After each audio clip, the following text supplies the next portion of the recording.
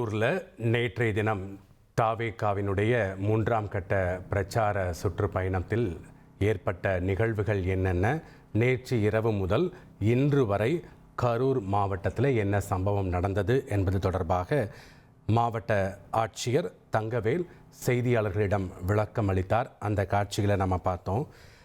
அதன்படி 100க்கும் மேற்பட்ட மருத்துவர்கள் 200க்கும் மேற்பட்ட செவிலியர்கள் பணியில் இருந்ததாக அவர் தெரிவித்தார்.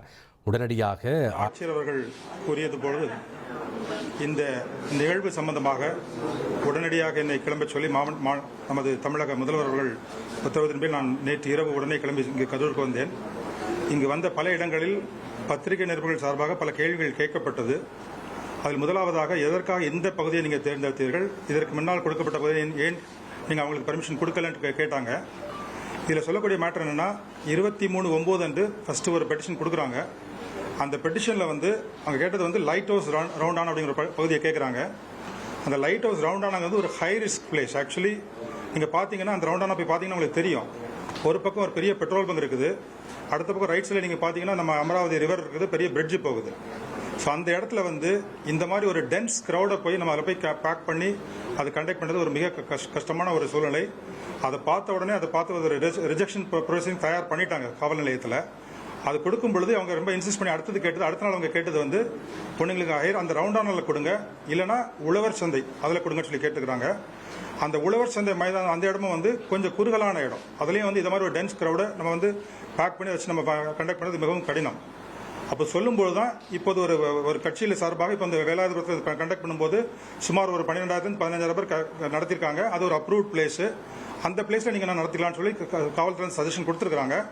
அது முதல்ல அவங்க வேண்டாம்னு சொல்லிட்டு அப்புறம் அவங்களே அப்ரூவ் பண்ணி அவங்களே பெட்டிஷன் அவங்களே கொடுத்து அது 26 அன்றைக்கு அன்றே பெட்டிஷன் கொடுத்து அவங்களே அன்றைக்கி ஆர்டர் வாங்கிடுறாங்க. ஸோ இதை பொறுத்த வரைக்கும் இது நம்ம தமிழக வெற்றிக் கழகம் அந்த மெம்பர்ஸ் யார் பெட்டிஷன் கொடுத்தாங்களோ அவங்கள்ட்ட பேசி அவங்கள்ட்ட சொன்னதுக்கு அப்புறம் தான் நம்ம அப்ரூவல் கொடுத்து அந்த பர்மிஷன் நம்ம கொடுத்தோம். அடுத்ததாக பலர் கேட்டது காவல்துறையின் எண்ணிக்கை நீங்கள் ரொம்ப மிக குறைவாக போட்டுக்கலாம்னு சொல்லி கேட்டாங்க. அதாவது பொதுவாகவே நம்ம ஒரு க்ரௌடு நம்ம அசஸ் பண்ணுறோம்னா அது நாங்கள் ஒரு ஸ்கேல் எடுப்போம். அதாவது ஒரு லூஸ் க்ரௌட்னா அந்த இடத்துல ஒரு 10 ஸ்கொயர் ஃபீட்டில் ஒரு ஆள் நிற்கலாம். அடுத்து ஒரு ஸ்டாண்டிங் க்ரௌட்னா ஒரு 6-7 ஸ்கொயர் ஃபீட்டில் ஒரு ஆள் நிற்கலாம். ஒரு டென்ஸ் க்ரௌட் அதெல்லாம் ஒரு 4.5 to 5 ஸ்கொயர் ஃபீட்டில் ஒரு ஆள் நிற்கலாம்.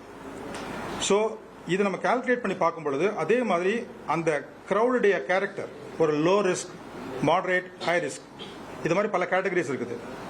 பொதுவாகவே ஒரு லோ ரிஸ்க் க்ரௌடுன்னா ஒரு போலீஸ்மேன் ஃபார் 250 to 300 பீப்புள், அதான் லோ ரிஸ்க் கொடுக்கக்கூடிய பந்தோபஸ்து. அடுத்ததாக மாடரேட் ஸ்கேல் இருந்ததுன்னா 1 policeman for 100 to 150 people. High ரிஸ்க்னா 1 போலீஸ்மேன் ஃபார் 50 பீப்புள். இங்கே 27ஆம் தேதி நடந்த நிகழ்வுக்கு அவங்க கொடுத்த பந்தோபஸ்த் 500 காவல் அதிகாரிகள், மாவட்ட காவல்துறை கண்காணிப்பாளர் மற்றும் 3 ADSPs, 4 DSPs, 17 inspectors, 58 sub inspectors, மீண்டும் எல்லாம் சேர்த்து மொத்தமாக 500 போல ஒரு ஸ்ட்ரென்த் கொடுத்துருக்காங்க. இந்த ஐஜி சென்ட்ரல் ஜோன் இங்கே தான் கேம்ப் பண்ணிட்டு இருக்காங்க. அன்னைக்கு ஐஜி சென்ட்ரல் ஜோன் இங்க கேம்ப் பண்ணி ஃபுல்லா மானிட்டர் பண்ணி வாட்ச் பண்ணிட்டு இருக்காங்க பட்டல கம்ப்ளீட்டா. அடுத்ததாக இதுவரைக்கு தமிழக வெற்றி கழகம் சார்பாக அவங்க நடத்திய மற்ற பகுதிகளில் உள்ள போலீஸ் டிப்ளாய்மெண்ட் அதை உங்களுக்கு சொல்றேன். இந்த திருப்பி கேட்கறதுனால சொல்றேன். திருச்சி மாநகரத்தில் முதல்ல நடக்கும் பொழுது அங்க கொடுத்திருந்த போலீஸ் பாதுகாப்பு கொடுத்த காவலர்கள் எண்ணிக்கை 650. காரணம் ஒரு மாநகரம் பிளஸ் ஏர்போர்ட் கவர் பண்ண வேண்டிய ஒரு சூழ்நிலை அங்கே இருந்தது. அதனால அங்கே கொடுத்தது 650. அடுத்ததாக அரியலூர் மாவட்டத்தில் மொத்தம் கொடுத்த காவலர்களுடைய எண்ணிக்கை 287. பெரம்பலூர் மாவட்டத்தில் 480. நாகப்பட்டினம் மாவட்டம் 410. திருவாரூர் 413. நாமக்கல் 279. கரூர் 500. நாமக்கல்ல கூட இதே மாதிரி ஹீட் ஸ்ட்ரோக் ஆகி சுமார் 34 பேர் ஹாஸ்பிட்டலைஸ் ஆனாங்க. அதில் ஸ்டில் அபவுட் 4 people ஸ்டில் இந்த அப்சர்வேஷன் இருக்கிறாங்க. ஸோ இது காவல்துறை நாங்கள் சொல்ல வேண்டிய உங்களுடைய கேள்விகளுக்கு சொல்லக்கூடிய ஒரு முக்கியமான சில பாயிண்ட்ஸ். அடுத்ததாக இந்த ஆம்புலன்ஸ் எங்கிருந்து வந்துன்னு சொல்லி கேட்டிருக்காங்க. ஒன் ஆஃப் த கண்டிஷன்ஸ் கொடுக்கும் பொழுது போதிய ஆம்புலன்ஸ் வசதிகள் ஏற்பாடு செல்ல வேண்டிய கண்டிஷனில் கொடுத்துருந்தாங்க. அதற்கு ஏற்றாற்போல் அவங்களே நம்ம அந்த போலீஸ் குவார்ட்டர்ஸ் பக்கத்தில் 2 ஆம்புலன்ஸ் அவங்களே பார்க் பண்ணி அங்கே அரேஞ்ச் பண்ணி வச்சிருந்தாங்க. இந்த நிகழ்வுகள் நடந்து தெரிய வந்ததுக்கு அப்புறம் முதல்மாக காவல்துறையினர் அங்கிருந்து மைக்கில் கூப்பிட்டு சொல்றாங்க போலீஸ் ஸ்டேஷனுக்கு, இங்கே ஏதோ இன்சிடென்ட் நடந்துச்சு, ஸ்டாம்பேட் மாதிரி தெரியுது, அதனால கொஞ்சம் உடனே ஆம்புலன்ஸ் வர சொன்னாங்க. அதுக்கப்புறம் தான் ஆம்புலன்ஸ் வந்து லோக்கல் போலீஸ் இன்ஃபார்ம் பண்ணி அங்கே அமராவதி ஹாஸ்பிட்டல் இருந்து நிறைய ஒரு nearly about 10 ambulance started moving there. இதை சொல்ல வேண்டிய ஒரு முக்கியமான ஒரு கருத்து. அடுத்ததாக ஸ்டோன் பெல்ட்டிங் இருந்துன்னு சொன்னாங்க. எங்களுடைய தகவல் படி இது வரைக்கும் நாங்கள் விசாரிச்சு பார்த்தபடி அப்படி கல் எறிஞ்சாங்கன்னு சொல்லி இந்த மாதிரி இந்த ஒரு செய்தி எங்களுக்கு கிடையாது ஆக்சுவலா. ஸோ இப்போ இவ்வளவு இருந்ததுக்கு அப்புறம் இப்போ செக்யூரிட்டி எதுவும் லேப்ஸ் இருந்ததா அப்படின்னு ஒரு கேள்வி எல்லாருக்கும் வரலாம். இப்போ தலைவர் வந்து தமிழக வெற்றி கழக தலைவர் வந்து தவுட்டுப்பாளையத்திலிருந்து நம்ம கரூர்ல அந்த ஜங்ஷன், இந்த ரவுண்டானா ஜங்ஷன் வர வரைக்கும் இட் டுக் 2 hours. இது வந்து யூஸ்வலா நம்ம ஒரு 30 minutesல கவர் பண்ணக்கூடிய டிஸ்டன்ஸ், பட் 2 hours ஆச்சுது. ஏற்கனவே நாமக்கல் அவங்க பண்ண வேண்டிய அந்த பிரச்சாரமும் லேட்டா ஆரம்பிச்சு அது 4 hours ஆச்சுது. 12 o'clockல இருந்து 4 o'clock ஆச்சுது. அங்க அதனால காத்திருந்த மக்கள் எல்லாருக்குமே ஹீட் ஸ்ட்ரோக் ஆகி அதனால அவங்க ஹாஸ்பிட்டல் போக வேண்டிய நிலைமை நாமக்கல்லே நடந்தது. சப்சிக்வெண்டா அவங்க திருப்பி அங்கிருந்து கிளம்பி வரும்போது 4:15 போல அங்கிருந்து கிளம்பியிருக்காங்க. நாமக்கல்ல இருந்து கிளம்பி அந்த தவுட்டுப்பாளையம் கிளம்பும் பொழுது நம்மளுக்கு அந்த ரவுண்டான பக்கத்தில் வரும்போது அந்த ஜங்ஷன், அந்த ஃபிளைஓவர் ஜங்ஷன்ல வரும்போது ஆல்மோஸ்ட் 6 o'clock டைம் ஆயிடுச்சு. ஸோ 6 o'clock வந்ததுக்கு அப்புறம் அது வரைக்கும் அந்த கட்சியின் தலைவர் அவர்கள் வந்து சைடில் இருக்கும்போது சர்வீஸ் ரோட்ல இருந்து மக்களை பார்த்து கையெழுத்து வந்தவர் உள்ள திருப்பி வண்டிக்குள்ள போனதுக்கு அப்புறம் மக்களை பார்க்கக்கூடிய ஆர்வம் அதிகமாகுது. ஆகும்போது இந்த பின்னாடி வந்த கிரௌட் எல்லாமே வண்டி கூட சேர்ந்து போக ஆரம்பிக்கிறாங்க.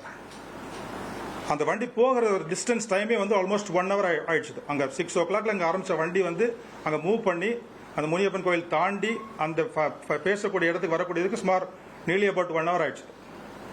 அப்ப அங்க போகும் பொழுது தலைவரை பார்க்க வேண்டிய ஒரு ஆர்வத்தில் இருந்த கிரௌட் நேச்சுரலா 2 சைட்லயும் இருந்து மூவ் பண்ணும் பொழுது ஏதோ ஒரு இன்சிடென்ட் நடந்திருக்குது. அதை நம்ம கண்டிப்பா விசாரிச்சு இன்வெஸ்டிகேஷன் என்ன நடந்ததோ அதை நம்ம கண்டுபிடிக்கணும். இதான் நான் காவல்துறை சொல்லக்கூடிய விரும்புறேன். எக்ஸாக்ட்லி, அதான் ஒரு நல்ல பாயிண்ட். இப்போ லீடர் ஆஃப் அப்போசிஷன் வரும்போது நாங்கள் கொடுத்த ஸ்ட்ரென்த் வந்து 137 orderly crowd, well regulated, controlled, ஒரு பிரச்சனை இல்லாமல் போச்சது, ஸ்மூத்தாக டிஸ்பர்ஸ் ஆனாங்க. இப்போ நேற்று எங்களுக்கு வந்து இந்த ஆம்புலன்ஸ்ல வந்து காயப்பட்டவங்களை வெளியே எடுத்து வரும்போது கூட கூட்டு வர முடியல. அதே மாதிரி அவங்க கட்சி தலைவரை வந்து நம்ம அந்த இடத்தை விட்டு நம்ம வெளியே கூட்டு போறதுக்கும் எங்களால் ஒழுங்கா அந்த கிரௌடை வந்து புஷ் பண்ணி கொண்டு போக முடியல. ஸோ எந்த ஒரு பாதுகாப்பு அமைப்பாக இருந்தாலும் சரி, அதில் யார் கலந்துக்கிறாங்களோ அவங்களுடைய ஒத்துழைப்பும் காவல்துறைக்கு தேவை. ஏன்னா இது நீங்கள் எவ்வளோதான் ஸ்ட்ரென்த் போட்டாலும் சரி, நீங்கள் 500 இல்லை 1000 போட்டாலும் சரி, 2000 போட்டாலும் சரி, இவ்வளோ ஒரு 10,000 15,000 20,000 இருக்கக்கூடிய கிரௌட் வந்து போலீஸை ரெசிஸ்ட் பண்ணும் பொழுது என்ன பண்ண முடியும்? இப்படி சூழ்நிலைகள் வரும் கண்டிப்பா. அப்போ நம்ம வந்து கொஞ்சம் அவங்களை கை வச்சு பேசி சமாதானம் பேசி கொஞ்சம் லைட்டா புஷ் பண்ணி தான் கொண்டு வர முடியும். இப்போ டிஎஸ்பி வந்து கரூர் டவுன் டிஎஸ்பி வந்து நம்ம மேம்பாலத்திலிருந்து அந்த பேசுற இடத்துக்கு வந்து அவர் தான் வந்து அந்த டீமோட பேசி கூட்டு வந்திருக்கிறாரு. ஒரு அட்லீஸ்ட் 50 meters பிஃபோர் இந்த ஸ்பீக்கிங் பாயிண்ட்ல வச்சு பேசி சொல்லியிருக்கிறாரு. சரிங்க நிறுத்திக்கலாம், வேண்டாம், கூட்டம் ரொம்ப ஜாஸ்தியா இருக்குது, இங்க வச்சே பேசலாம்னு சொல்லிட்டு. அதுக்கும் அந்த ஆர்கனைசர்ஸ் மறுத்திருக்கிறாங்க. இல்ல நாங்க அந்த பாயிண்ட்டுக்கு தான் போகணும், இங்க இருந்து எங்களுக்கு கவரேஜ் நல்லா கிடைக்காது, இங்க இருந்து எங்களுக்கு வந்து சரியா மைக் கேட்காது, சரியா கேட்காது. ஸோ அதனாலதான் அங்க இருந்து திருப்பி வந்து கொஞ்சமா வந்து அந்த வண்டியை வந்து கொஞ்சம் புஷ் பண்ணி கிரௌட கொஞ்சம் 2 சைடு மூவ் பண்ணி கொண்டு வந்திருக்காங்க. ஸோ அந்த ஸ்பாட்டுக்கு வந்ததுக்கு அப்புறம் ஒரு 10 நிமிடம் வந்து தலைவரை யாராலும் பார்க்க முடியல. அந்த சமயத்தில் இந்த ரைட் சைடு லெஃப்ட் சைடில் இந்த கிரௌட் வந்து they become restless, anxiety. So அதை பார்க்கறதுக்காக இல்லை நார்மலி இந்த வர கிரௌடே வந்து தலைவரை பார்க்கணுங்கிற எண்ணத்தில் வர்றவங்க வந்து 2 புறமும் வந்து பார்க்க முடியாமல் போகும்போது ஒரு சர்ஜ் ஆகுது. ஸோ அதுக்கப்புறம் நடந்து நம்ம இந்த வீடியோ ஃபுட்டேஜஸ் இதெல்லாம் பார்த்ததுக்கு அப்புறம் என்ன நடந்தது, பிளஸ் நிறைய நாங்கள் பப்ளிக்ட விசாரிச்சோம். அதில் நிறைய பேர் என்ன சொல்றாங்க, சார் நாங்கள் 12 மணி 11 மணிக்கெல்லாம் வந்துட்டோம், காலையில் கூட சாப்பிடாம வந்தவங்களாம் இருக்கிறாங்க, மத்தியானம் சாப்பிடாம நின்றுருக்காங்க, அங்கேயே உட்காந்து அங்கேயே மூவ் பண்ணிட்டு இருந்திருக்காங்க. ஸோ அதெல்லாம் வந்துட்டு ஸோ அவங்களுக்கு தேவையான ஒரு சாப்பாடு வசதிகளோ இல்லை தண்ணி வசதிகளோ இல்லாமல் ஃபுல்லாக அங்கே பேஷண்ட்டை வெயிட் பண்ணியிருக்கிறாங்க. அவ்வளோ வெயிட் பண்ணும் பொழுது ஒரு தலைவருடைய வருகை வந்து டிலே தாமதமாகும் பொழுது நிச்சயமாக அந்த கிரௌட் வந்து ரெஸ்ட்லெஸ் ஆகிறதுக்கு வாய்ப்பு இருக்குது. ஸோ இது எல்லாமே வந்து நம்ம இன்வெஸ்டிகேஷன்ல எப்படி நடந்தது என்ன நடந்தது நம்ம வீடியோஸ்லாம் பார்த்தா தான் தெரியும். பிளஸ் எவிடன்ஸ் இந்த விட்னஸ் அங்கே இருந்தவங்க கலந்துக்கிட்டவங்க அவரோட விசாரிச்சா தான் நம்மளுக்கு என்னன்னு தெரிய வரும்.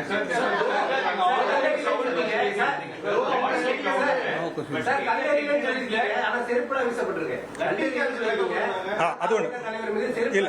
சரி, இது நான் அதிகமா பதில் சொல்ல நான் விரும்பல. நான் இது வரைக்கும் விசாரிச்ச தகவல் உங்கள்கிட்ட ஷேர் பண்ணிட்டேன். இப்போ கமிஷன் அப்பாயிண்ட் பண்ணிருக்கிறதுனால முழு விவரங்கள் முழு உண்மைகள் அவங்க ஆராய்ந்து கண்டுபிடிக்க வேண்டிய பொறுப்பு அவங்களுக்கு கவர்மெண்ட் ஒப்படைச்சிட்டாங்க. அதுக்கு மேல நாங்க சொல்றது சரியா இருக்காது. ஏன்னா இப்ப காவல்துறையை நீங்க விமர்சனம் பண்ணிட்டு இருக்கிற சமயத்தில் நாங்க சொல்றது சரியா இருக்காது.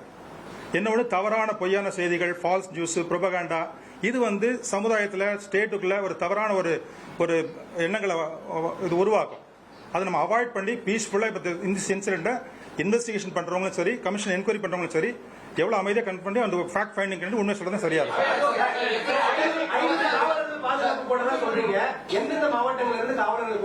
அரியலூர், புதுக்கோட்டை பிளஸ் இங்க கரூர் டிஸ்ட்ரிக்ட். இல்ல இருந்தாங்க. ஐஜி இருந்தாருங்க. ஐஜி இருந்தாரு.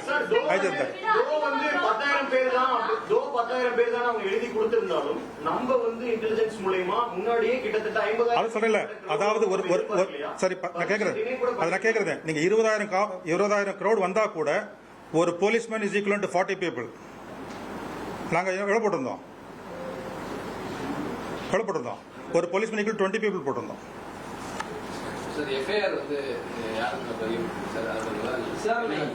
அதாவது இப்ப அந்த விசாரணையில இப்போதைக்கு அந்த ஆர்கனைசர்ஸ் அந்த பர்மிஷனுக்கு அப்ளை பண்ணியிருந்தவங்க அவங்களை வச்சு போட்டு விசாரிச்சுட்டு இருக்காங்க. இன்வெஸ்டிகேஷன் பிரிலிமினரி ஸ்டேஜ்ல இருக்குது.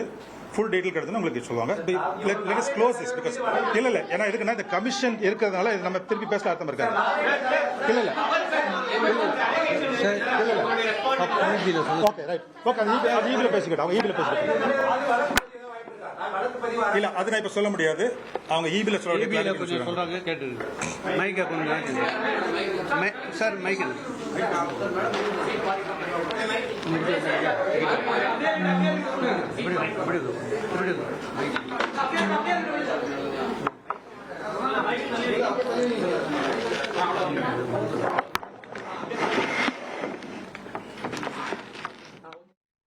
கரூரில் நேற்றிலிருந்து இன்று வரை நடந்தது என்ன என்பது தொடர்பாக ஏடிஜிபி டேவிட்சன் தேவாசீர்வாதம் விளக்கமளித்தார். முதல்ல லைட் ஹவுஸ் பகுதியில் அனுமதி கேட்டதாகவும் அது ஒரு சிக்கலான பகுதி என்பதால் அனுமதி கொடுக்க மறுத்து தற்போது தொடர்ந்து கரூர் மின்பகிர்மான மண்டலம் சே ராஜலட்சுமி தமிழக வெற்றிக் கழகத்தின் மக்கள் சந்திப்பு நடைபெற்ற வேலுச்சாமிபுரத்தில் தமிழக வெற்றிக் கழகத்தின் தலைவர் உரையாற்றிக் கொண்டிருந்த போது தடையில்லாத மின்சாரம் வழங்கப்பட்டுள்ளது என்று தெரிவித்துக் கொள்ளப்படுகிறது. அனைத்து புகைப்படங்களிலும் சம்பவம் நடைபெற்ற போது தெருவிளக்கு மற்றும் கடைகளில் வெளிச்சம் இருப்பது தெளிவாக தெரிகிறது. எனவே உரையாற்றிக் கொண்டு இருக்கும்போது மின்தடை ஏற்பட்டது என்பதை திட்டவட்டமாக மறுக்கப்படுகிறது.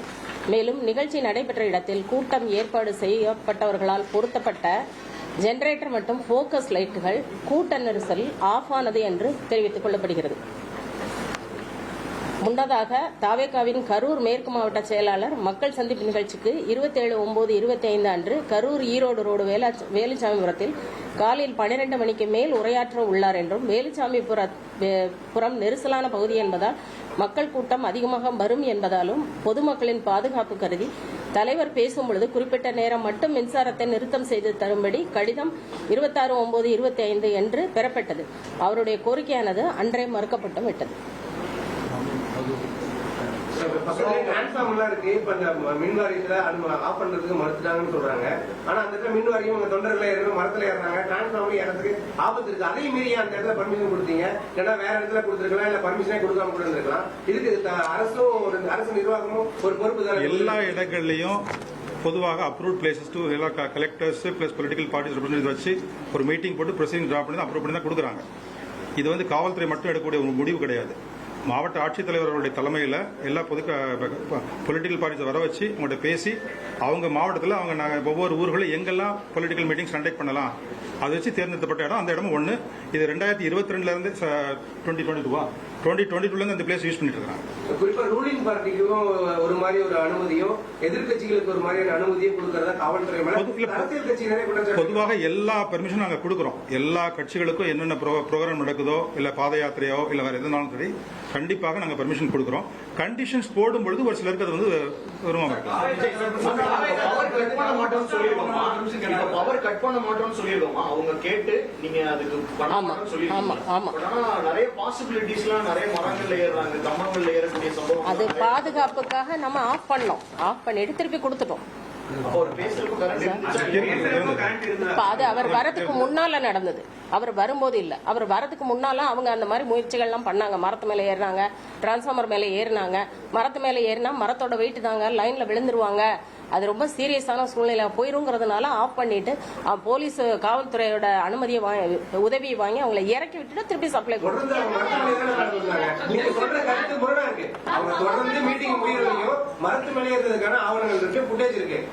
லைனை விட்டு நகண்டு வந்துட்டாங்கன்னா எல்லா இடத்துலயும் நான் சார் பாயிண்ட் எல்லாமே கண்டிப்பா கமிஷன்லயும் கேட்பாங்க.